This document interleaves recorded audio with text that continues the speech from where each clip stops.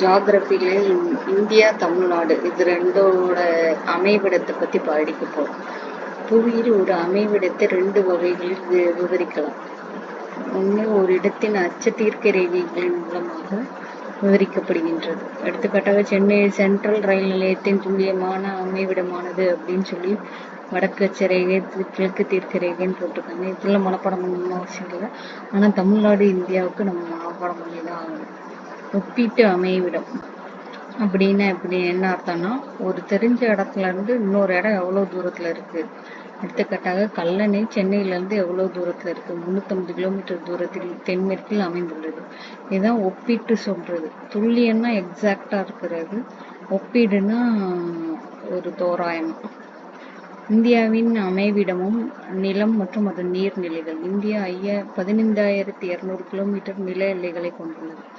இதுல மொத்தம் எத்தனை நாடுகள் உள்ளன? மேற்கில் பாகிஸ்தான், வடமேற்கில் ஆப்கானிஸ்தான், வடக்கில் சீனா, நேபாளம், பூட்டான், கிழக்கில் வங்காளதேசம் மற்றும் மியான்மர் நாடுகளுடன் நில எல்லையை பகிர்ந்து கொள்கிறது. இந்தியா எந்த நாட்டோட அதிகமாக பகிர்ந்து கொள்வது, அதிகபட்ச நில எல்லையை பகிர்ந்து கொள்ளுன்னா வங்காளதேசம், 4,156 கிலோமீட்டர். இது முக்கியமானது. குறுகிய எல்லையாக ஆப்கானிஸ்தானுடன் 106 கிலோமீட்டர் நில எல்லையை கொண்டுள்ளது. இதுவும் முக்கியமானது. இந்தியா தெற்கில் இந்திய பெருங்கடலாலும், கிழக்கில் வங்காள விரிகுடாவாலும், மேற்கில் அரபிக்கடலாலும் சூழப்பட்டு 6,100 கிலோமீட்டர் நீளம் கொண்ட நீண்ட கடற்கரை பகுதியை 3 பக்கங்களில் கொண்டுள்ளது. இந்திய கடற்கரையின் மொத்த நீளம் தீவு கூட்டங்களும் 7,516.6 கிலோமீட்டர் ஆகும். இதை நல்லா ஞாபகம் வச்சுக்கோங்க. இந்த கிலோமீட்டர் முக்கியம். 1,100 கிலோமீட்டர் அது இந்த இது மொத்த நீளம்ங்கிறது 7,516.6 கிலோமீட்டர்.